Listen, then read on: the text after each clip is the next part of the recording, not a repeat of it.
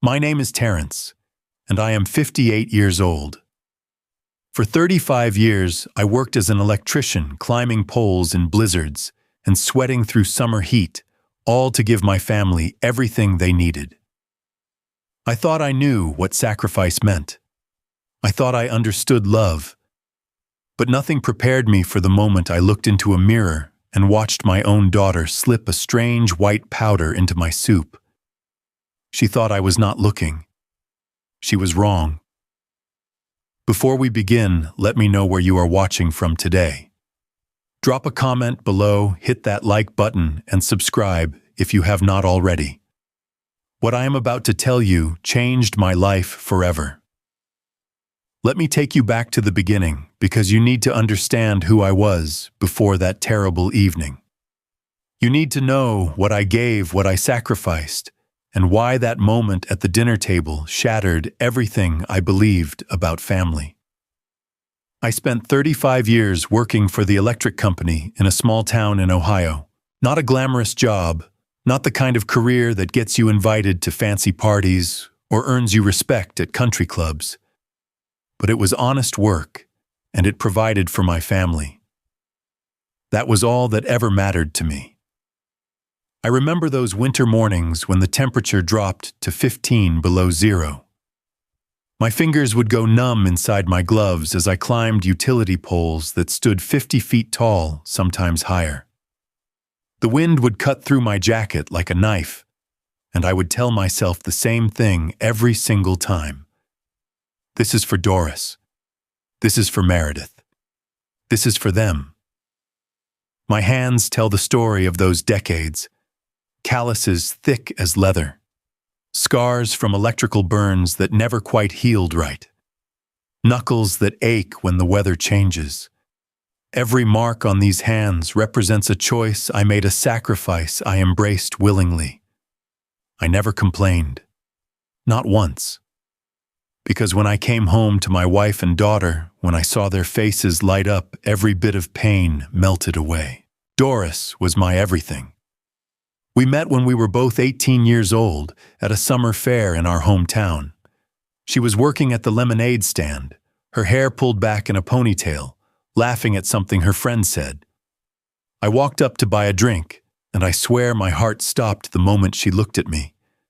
Those green eyes, that smile.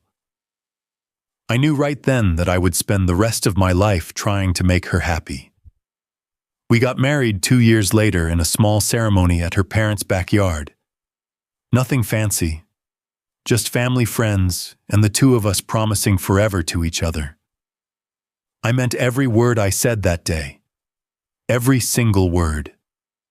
For 30 years, Doris and I built a life together. We bought a modest house on Maple Street, nothing special from the outside, but we turned it into a home. She planted roses in the front yard, red ones that bloomed every summer. I built a swing on the back porch, where we would sit together in the evenings, watching the sun go down, talking about nothing and everything. Doris worked as a nurse at the county hospital. Long shifts, difficult patients, but she never lost her gentleness. She had this way of making everyone feel cared for, loved. When she came home after a 12-hour shift, exhausted to her bones, she would still ask me about my day. She would still make sure I had eaten, that I was okay. That was the kind of woman she was. 3 years ago, Doris got sick. Lung cancer, the doctors said. She had never smoked a day in her life, but cancer does not care about fairness. It does not ask permission. It just takes. I watched my wife fade over 6 months. Watched her hair fall out from the treatments. Watched her lose weight until she looked like a shadow of herself. I took leave from work, then retired early, just so I could be there with her every moment. I fed her when she could not hold a spoon. I carried her to the bathroom when her legs gave out. I held her hand through the longest nights, promising her that everything would be okay, even when we both knew it would not be. When Doris passed, a part of me went with her. The house felt empty. The roses in the front yard seemed less vibrant. That swing on the back porch became a place of memories rather than moments. But I kept going because that is what you do. You keep going.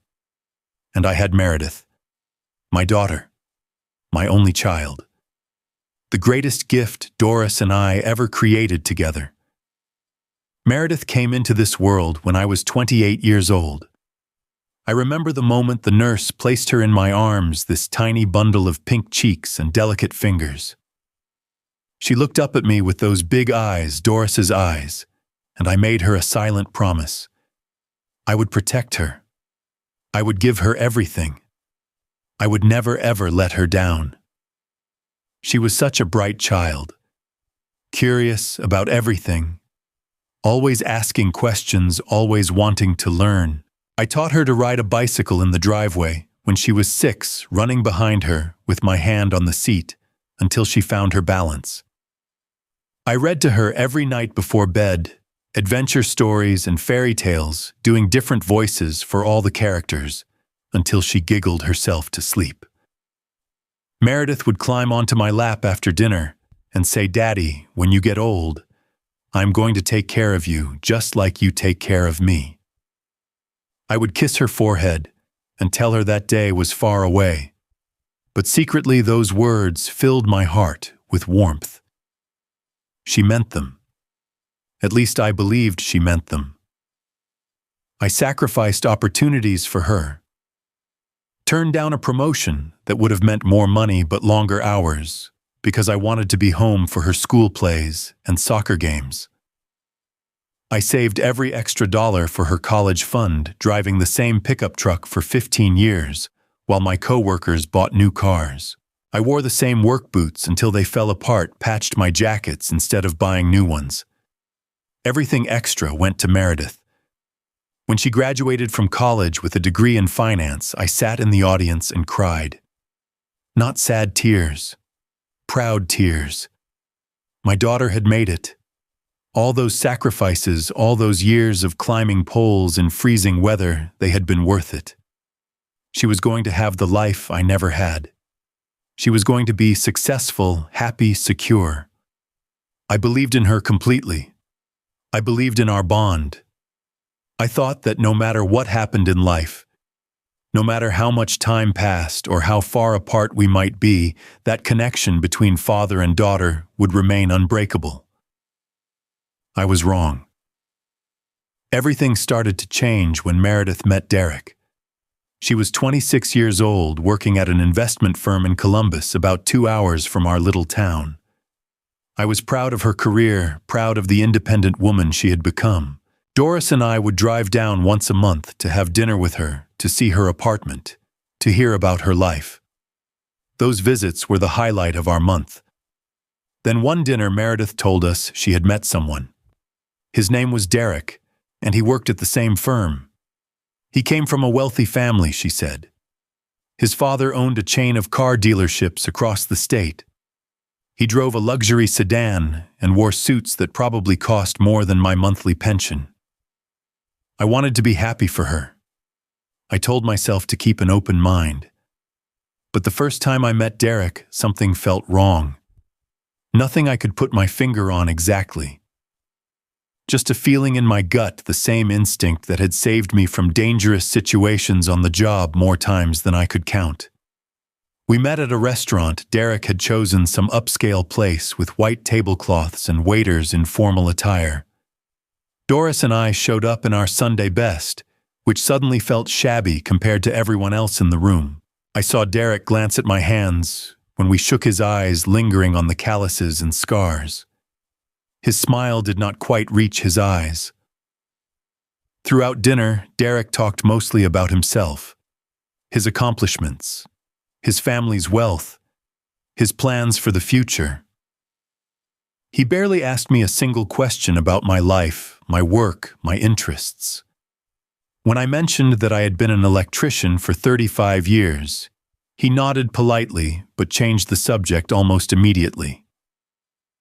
After dinner in the parking lot, I told Doris about my concerns. She squeezed my hand and said maybe I was being overprotective. Maybe Derek was just nervous about meeting his girlfriend's parents. Maybe I needed to give him a chance. So I tried. For Meredith's sake, I tried. The wedding was 6 months later. A grand affair at a country club I could never have afforded in 3 lifetimes. Derek's family paid for everything, which they made sure everyone knew. Doris and I sat at a table in the back, far from the head table where Meredith and Derek held court. I was not asked to give a speech. I was not included in the father-daughter dance. Meredith said Derek's family had very specific traditions, and she did not want to cause conflict. I smiled and said I understood. But inside something cracked. After the wedding, Meredith changed. Or maybe she had been changing all along, and I just did not want to see it. The weekly phone calls became monthly, then every few months, then almost never. I would call her and get voicemail. I would leave messages asking how she was, telling her I loved her, inviting her to visit. Sometimes she would text back a few words, always busy, always something more important, demanding her attention. Work meetings, social events, Derek's family gatherings. When Doris got sick, I called Meredith immediately. Told her the diagnosis, told her the prognosis. She said she would come as soon as she could. I believed her. She came once in 6 months. She stayed for 2 hours, most of which she spent on her phone dealing with some work crisis. She hugged her mother, said she would come back soon, and then she was gone. Doris watched her car drive away, and I saw something break in my wife's eyes that day. A mother's heartbreak is a terrible thing to witness. I spent those last 6 months caring for Doris alone. Every night, every medication, every difficult moment. Just me and the woman I loved fighting a battle we could not win. I did not call Meredith again. I could not bear to hear another excuse. At the funeral, Meredith arrived 20 minutes late. She was on her phone as she walked in, finishing some conversation about a client meeting. She sat through the service with dry eyes, checked her watch twice, and left before the reception was over. Business emergency, she said. Derek needed her. That night alone in the house that Doris and I had built together, I sat on our porch swing and wept. Not just for my wife, for my daughter too. For the little girl who used to climb into my lap and promise to take care of me.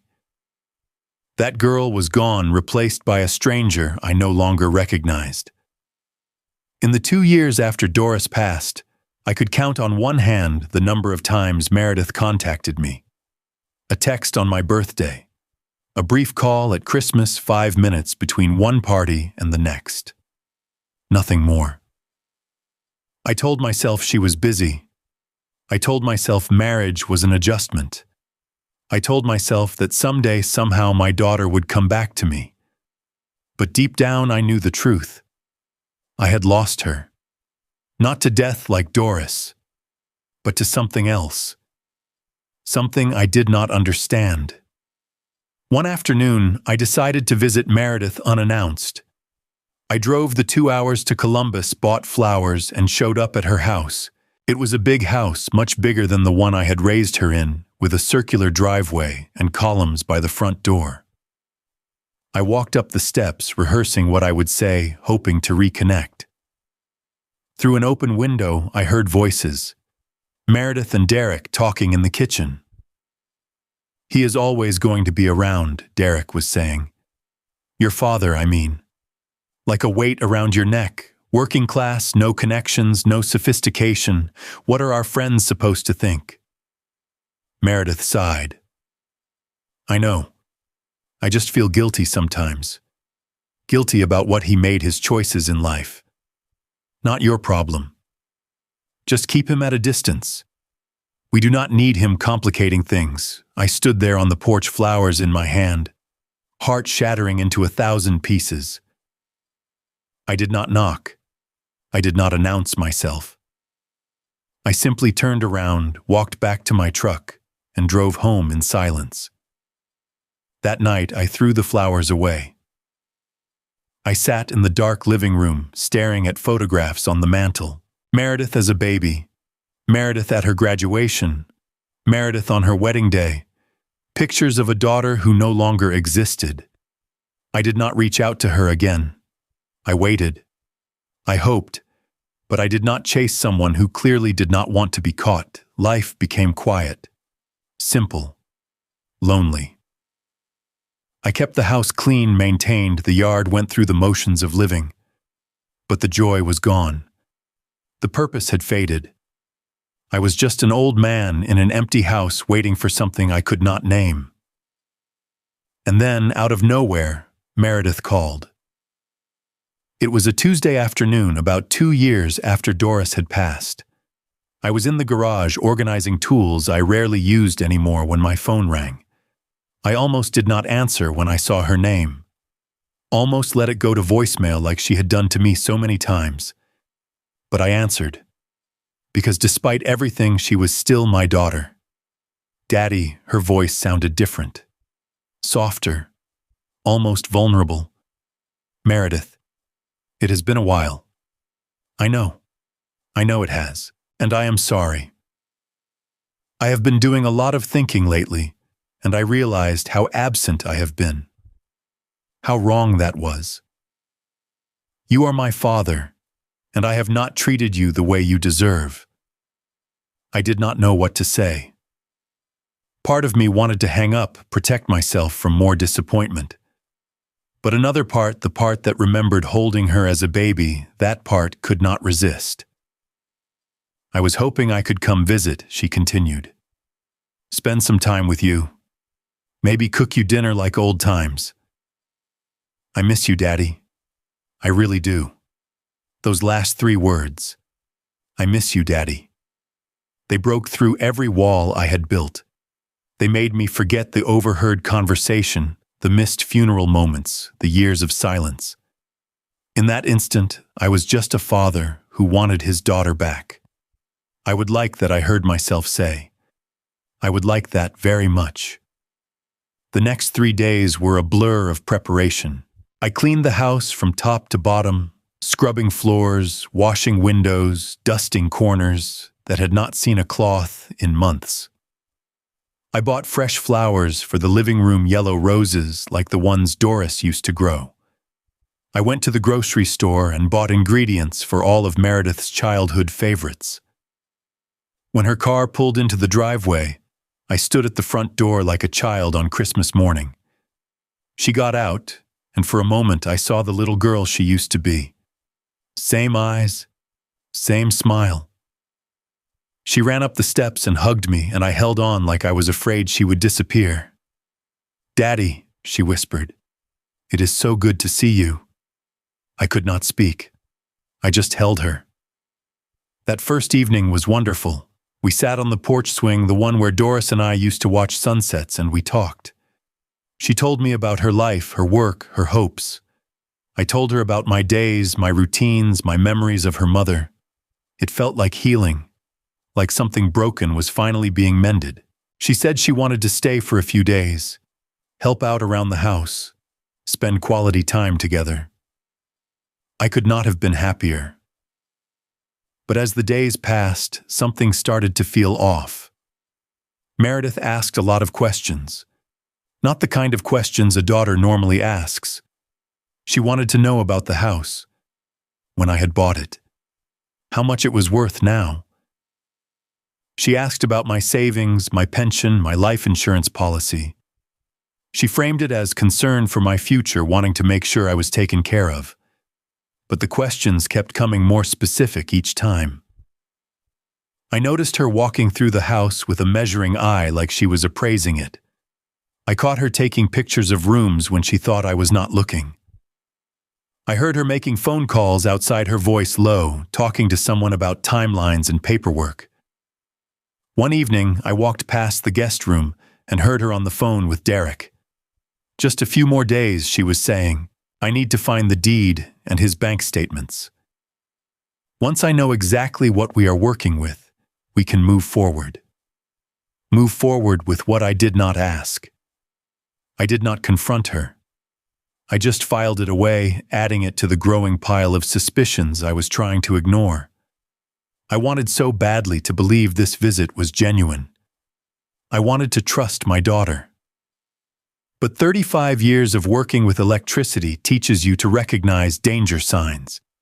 And every instinct I had was screaming that something was very, very wrong. The night before everything fell apart, Meredith made an announcement at dinner. Tomorrow, she said brightly, I want to cook for you. A special meal. That chicken soup you always loved, the one Mom used to make. I found her recipe in the kitchen drawer. Let me do this for you, Daddy. I smiled and agreed. But as I lay in bed that night staring at the ceiling, I could not shake the feeling of dread settling in my stomach. I remembered the phone conversations, the questions about my assets, the strange way she looked at the house, and I made a decision. Tomorrow I would watch. I would pay attention. And I would trust my instincts no matter what they revealed. The next evening began like any other. The sun was setting, casting golden light through the kitchen windows, and I could hear Meredith humming as she prepared dinner. The smell of chicken soup filled the house, a scent that transported me back decades to when Doris would make this same recipe on cold winter nights. I settled into my recliner in the living room, pretending to read the newspaper. But I was not reading. I was watching. And I was using a secret that Meredith had apparently forgotten. When Doris and I first moved into this house, we installed a large decorative mirror on the living room wall. It was positioned in such a way that I could see directly into the kitchen while sitting in my chair. Doris used to joke that I would watch her cook, making sure she was doing it right. The truth was, I just liked looking at her. Even after 30 years, I never got tired of watching my wife. Now that mirror served a different purpose. I kept my eyes on the newspaper, but my attention was fixed on the reflection. I could see Meredith at the stove stirring the pot. I could see the counter where she had laid out 2 bowls. I could see everything. For a while, nothing unusual happened. She ladled soup into both bowls, added some crackers to the side, prepared napkins and spoons. It looked like a normal meal being prepared by a loving daughter for her father. Then she glanced toward the living room. I made sure to look absorbed in my reading, turning a page casually. Satisfied that I was not paying attention, she turned back to the counter, and I watched her reach into her cardigan pocket. My heart began to pound. My hands gripped the newspaper so tightly that it crinkled, but I did not move. I did not make a sound. She pulled out a small plastic bag, the kind you might keep pills in. Inside was a white powder, maybe 2 tablespoons worth. She looked over her shoulder again. I did not move a muscle. Then quickly she opened the bag and poured the entire contents into one of the bowls, the bowl closest to my usual seat at the table. She stirred it thoroughly, making sure the powder dissolved completely. Then she tucked the empty bag back into her pocket, picked up both bowls, and called out cheerfully, "Dinner is ready, Daddy. Come sit down." I cannot describe what I felt in that moment. There are no words adequate for watching your own child attempt to poison you. It was beyond betrayal, beyond heartbreak. It was like watching the sun go dark, like feeling the ground dissolve beneath your feet. But I did not scream. I did not confront her. I had learned in my years working dangerous jobs that panic rarely solves anything. Clear thinking does. Calm action does. And I had a plan forming in my mind. I folded my newspaper, stood up slowly, and walked to the dining table. Meredith had placed the bowls exactly where I expected mine, closer to my chair, hers across the table. She was already seated, smiling at me with an expression that now looked monstrous in its sweetness. "Sit down, Daddy. Let me know what you think." I hope it is as good as Mom's. I pulled out my chair but did not sit immediately. Instead, I looked at the table and then snapped my fingers. Almost forgot. I need to check if I left the garage light on. Be right back. I walked toward the back door, passing behind Meredith. She turned her head to watch me go, which was exactly what I wanted. The moment her eyes followed me, my hand shot out and switched the two bowls. It took less than 2 seconds. She saw nothing. I continued to the back door, opened it, looked outside for a moment, then closed it and returned. All good, I said, settling into my chair. Now let us enjoy this meal together. We sat across from each other, bowls of steaming soup before us. I picked up my spoon and took a small sip. It tasted fine, clean, untainted. The bowl that had been meant for me was now in front of her. This is delicious, I said calmly. You did a wonderful job, just like your mother used to make. Thank you, Daddy. She picked up her own spoon, but I noticed she was watching me intently, waiting for something. Go ahead, I encouraged. Eat up before it gets cold. You worked hard on this. She hesitated. I saw her eyes flicker down to her bowl, then back to me. Something like uncertainty crossed her face. I will. I just want to make sure you like it first. I took another spoonful, then another, chewing slowly, savoring, showing no ill effects, because there were none. After a minute or two, Meredith seemed to relax. She dipped her spoon into the soup and brought it to her lips. The first bite went down, then the second, then the third. We ate in what must have appeared to be comfortable silence.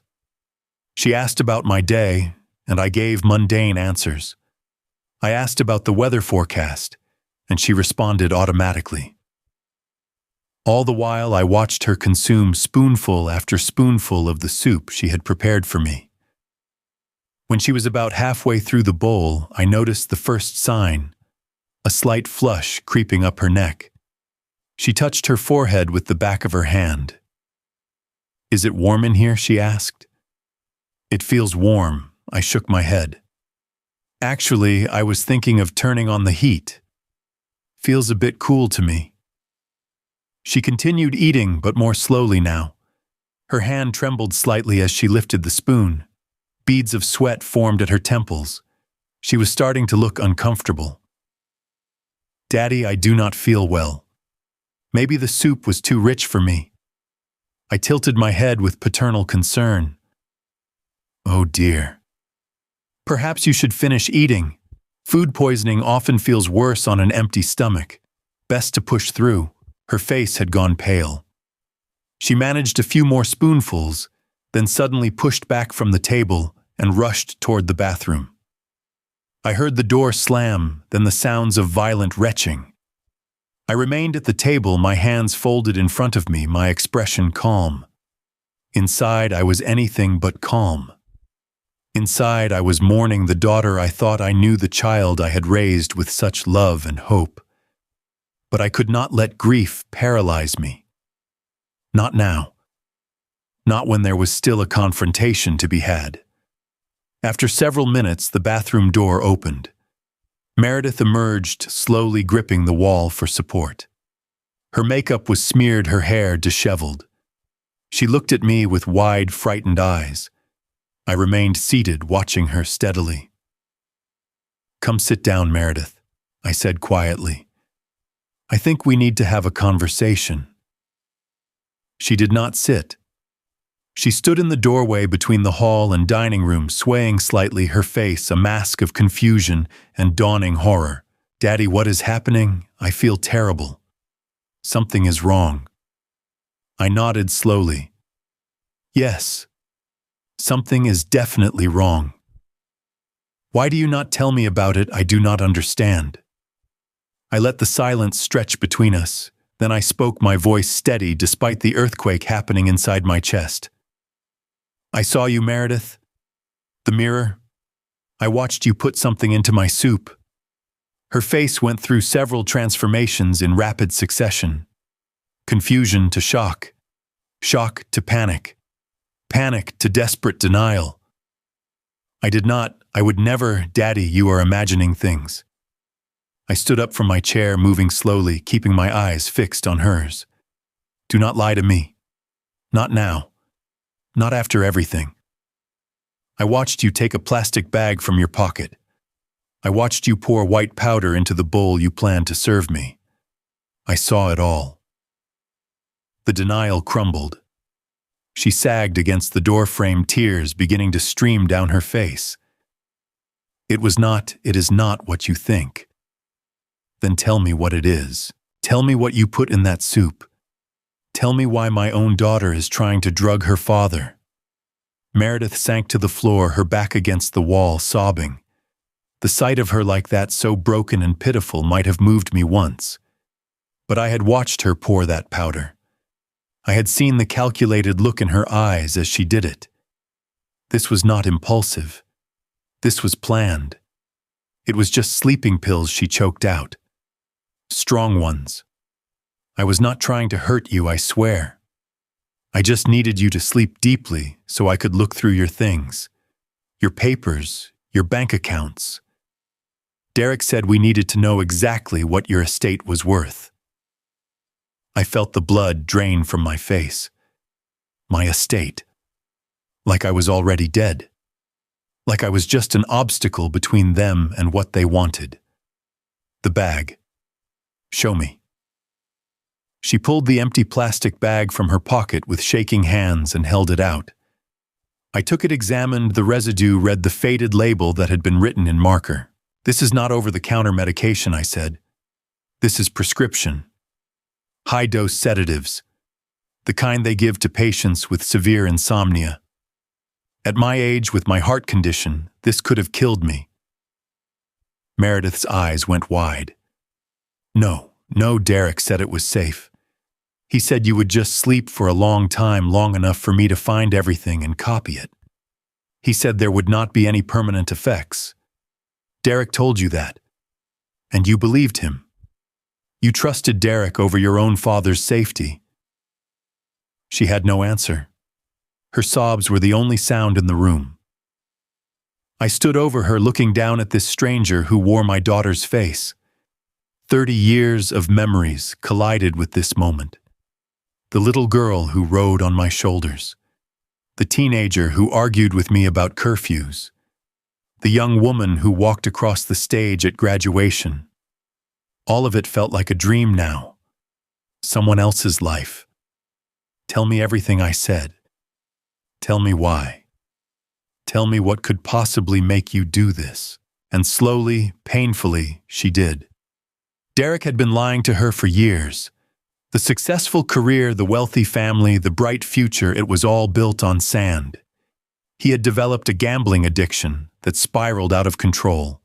Sports betting at first, then online poker, then investments that were really just another form of gambling dressed up in financial terminology. He had lost hundreds of thousands of dollars. His family had bailed him out twice, but after the third time, they cut him off completely. His father publicly disowned him, removing Derek from the family business and striking him from the will. The luxury lifestyle they had been living was funded entirely by credit cards and loans. They were about to lose everything. The house was in foreclosure. The cars were about to be repossessed. Derek had creditors calling at all hours, threatening legal action. In desperation, he had turned his attention to the one asset that might save them. My house, the little house on Maple Street, that Doris and I had bought for $30,000 40 years ago. The house I had maintained and improved over decades. The house that now, due to development in the area, was worth nearly $500,000. Derek had researched it. He knew the value. He also knew that I was old, that I lived alone, that I had no one to protect me. He came up with a plan. Meredith would reconnect with me. She would earn my trust. Then she would slip me sedatives that would make me appear confused and incompetent. They would use that as evidence to have me declared mentally unfit. Meredith would become my legal guardian, and then she would sell the house, liquidate my savings, and use everything to pay off Derek's debts. I listened to this explanation with a face of stone. Inside, I was bleeding from wounds that would never fully heal. But outside, I gave her nothing.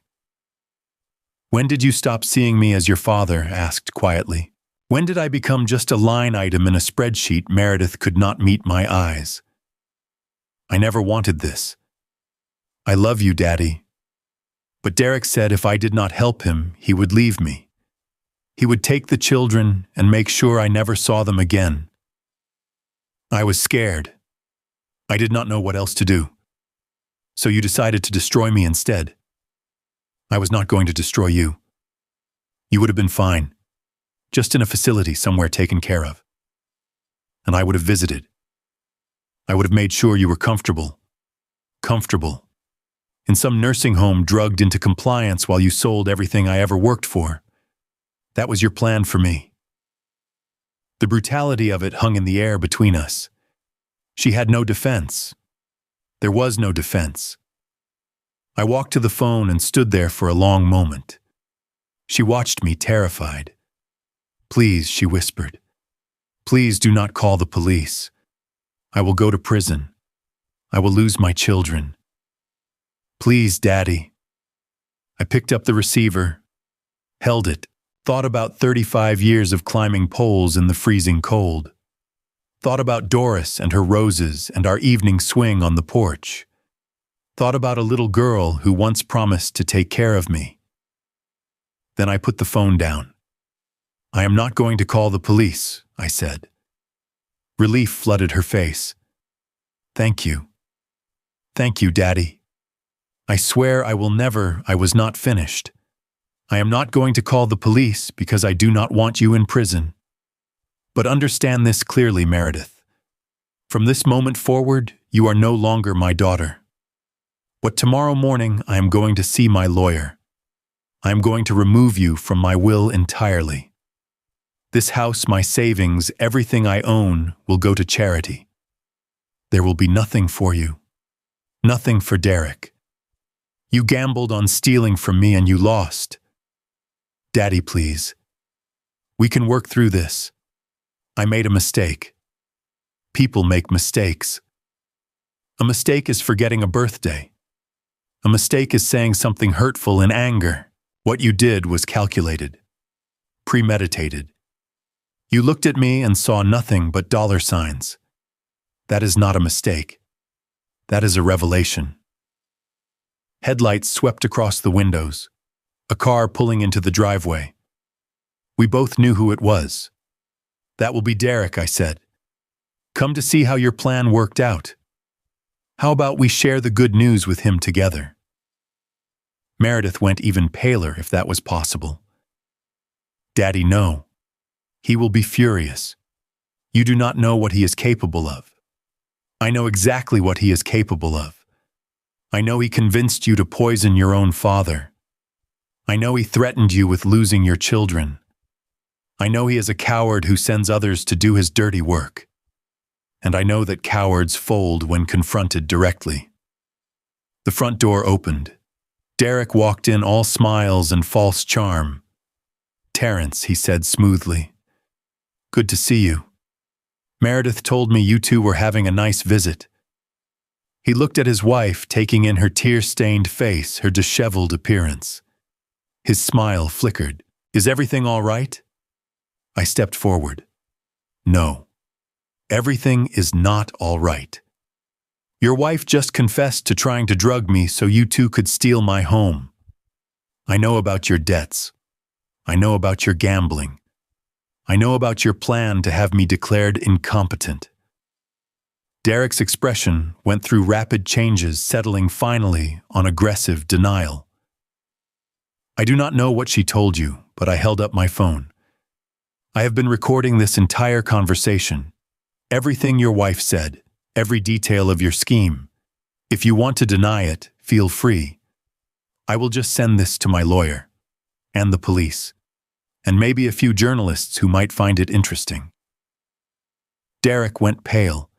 He looked at Meredith, who was still crumpled on the floor. "You stupid," he started. "Finish that sentence," I interrupted, "and I will send this recording right now. You are going to leave. Both of you. Tonight. You are never going to contact me again. You are never going to set foot on my property again. And you are going to pray that I decide to keep this recording to myself, rather than sharing it with everyone you know." Derek's hands clenched into fists. For a moment I thought he might try something physical, but he looked at me, really looked at me, and whatever he saw made him reconsider. Maybe it was the steadiness in my eyes. Maybe it was the fact that I had spent 35 years doing hard physical labor while he sat behind a desk. Maybe he was just a coward at heart. He grabbed Meredith roughly by the arm and pulled her up. "We are leaving." Meredith looked back at me as he dragged her toward the door. "Daddy, please." "Goodbye, Meredith." I stood at the window and watched their car back out of the driveway. Watched the taillights disappear down the street. Watched until there was nothing left to see but empty darkness. Then I sat down on the couch in the silent house and finally let myself feel everything I had been holding back. The weeks after that night were the hardest of my life. Harder in some ways than losing Doris. When Doris died, I grieved for someone who loved me until her last breath. With Meredith, I grieved for someone who was still alive, but had chosen to betray me in the most fundamental way imaginable. I did not leave the house for the first week. I barely ate. I sat in my chair and stared at photographs, trying to reconcile the smiling child in those pictures with the woman who had tried to drug me. I could not make the pieces fit. They belonged to different puzzles entirely. I questioned everything. Had I been a bad father? Had I failed her somehow? Was there a moment I should have seen, a turning point I could have prevented? I replayed 30 years of memories, searching for clues, for warning signs, for some explanation that would make sense of the senseless. But there was no explanation that satisfied. Sometimes people make choices that cannot be understood by those who love them. Sometimes the child you raised becomes a stranger, and there is nothing you could have done differently to prevent it. Slowly, painfully, I began to accept that truth, and with acceptance came the first tentative steps toward healing. I started walking again. Every morning just after sunrise, I would put on my coat and walk through the neighborhood. Past the elementary school where Meredith once attended. Past the park where I taught her to throw a baseball. Past the diner where we used to have Saturday morning pancakes. The memories hurt, but I walked through them anyway. Somehow facing them made them smaller. At the coffee shop on Main Street, I ran into people I had not seen in years. Old co-workers from the electric company. Neighbors whose names I had nearly forgotten. They asked about my life, about Meredith, about how I was getting along. I did not tell them the truth. I just said my daughter was busy with her own life, and we did not see each other much anymore. It was not exactly a lie. One of those neighbors was Martha. She was 70 years old, a widow like myself, living 3 houses down in the yellow Cape Cod, with the garden full of wildflowers. We had waved to each other for years, but never really talked. Now, sitting at adjacent tables in the coffee shop, we struck up a conversation. She told me about her husband George, who had passed from a heart attack 5 years earlier. She told me about her 3 children, who were scattered across the country, too busy with their own lives to visit often. She told me about her garden, her book club, her volunteer work at the local animal shelter. She had built a life out of small pleasures and meaningful activities. She had found a way to be content. I found myself looking forward to seeing her at the coffee shop. Then we started walking together in the mornings. Then she invited me to dinner, and I invited her to lunch, and somehow a friendship developed that I had not known I needed. Martha did not try to fix me or offer platitudes about family reconciliation. She just listened when I needed to talk and changed the subject when I needed distraction. She treated me like a whole person, not like a sad old man who needed pity. I appreciated that more than I could say. Through Martha, I got involved with the animal shelter, then with the community center, then with a program that provided mentorship to at-risk youth. Suddenly, my days had structure again, purpose.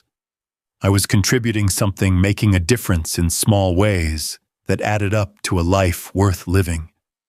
6 months after that terrible dinner, I received a phone call. It was from a number I did not recognize, but the voice was familiar. Daddy. It was Meredith. Please do not hang up. I almost did hang up. My finger hovered over the button, but something made me pause. I heard about Derek, she continued. I am sure you did too. I had heard. Derek had been arrested for financial fraud, charged with embezzling money from his former clients. The investigation had revealed a pattern of deception going back years. He was facing serious prison time. I filed for divorce, Meredith said. I am getting counseling. I am trying to understand how I became the person who could do what I did to you. I do not expect you to forgive me. I just wanted you to know that I am sorry. I am so sorry. I listened to her crying on the other end of the line. I thought about the little girl who used to fall asleep in my arms. I thought about the woman who had poured poison into my soup. I am glad you are getting help, I said finally. I hope you find the peace you are looking for. Can I see you? Can we try to not now? Maybe not ever. I do not know. What I do know is that I cannot have you in my life until you have truly changed. Not just words, actions, years of actions. Maybe then we can talk about rebuilding something, but I will not hold my breath, and I will not wait for you. I am going to live my life. I understand. Goodbye, Meredith. I hung up and sat for a long time, feeling the weight of that conversation settle into my bones. It was not forgiveness. It was not reconciliation. But it was something. A door left slightly ajar rather than slammed shut forever. A few days later, I sat on my porch swing watching the sunset paint the sky in shades of orange and pink. Martha was beside me, a cup of tea warming her hands, comfortable silence between us. You know, I said my wife Doris used to say that the hardest part of loving someone is accepting that you cannot control them. You can only love them and hope they make good choices. Martha nodded. Wise woman. She was. I miss her every day. But I think she would be proud of how I have handled this. I did not let anger destroy me. I did not become bitter or cruel. I protected myself when I needed to, but I kept my heart open. That is not easy to do after what you went through. No, it is not. But holding on to hatred is like drinking poison yourself. I already had someone try to poison me once. I do not need to do it to myself. Martha laughed softly, and I found myself smiling too. It was the first joke I had made about that night. Maybe that was a sign of healing. I do not know what the future holds. I do not know if Meredith will truly change or if our relationship will ever be repaired. But I know this. I am not going to spend whatever years I have left waiting for her to come back to me. I am going to live. I am going to find joy in small things. I am going to appreciate the friends who stand by me and the community that welcomes me. Sometimes losing someone you love does not mean losing yourself. Sometimes it means finally finding yourself. Finding what you are made of. Finding that you are stronger than you ever knew. I am 58 years old. I have buried a wife, lost a daughter, and faced betrayal that would have broken a lesser man. But I am still here, still standing, still capable of kindness and connection and hope. If you are watching this and you have been through something similar, know that you are not alone.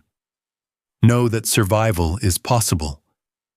Know that your worth is not determined by how others treat you, but by how you treat yourself. I want to ask you something before we part ways. Have you ever had someone close to you betray your trust? How did you find the strength to move forward? Share your story in the comments below. We can learn from each other. If this story touched you in any way, please hit that like button. Subscribe to the channel so you do not miss future stories. And share this video with someone who might need to hear it. Thank you for listening to an old man ramble about his life. Thank you for your time and your attention. I hope wherever you are, whatever you are facing, you find the peace and dignity you deserve. Take care of yourselves. And remember, no matter how dark the night gets, the sun always rises again.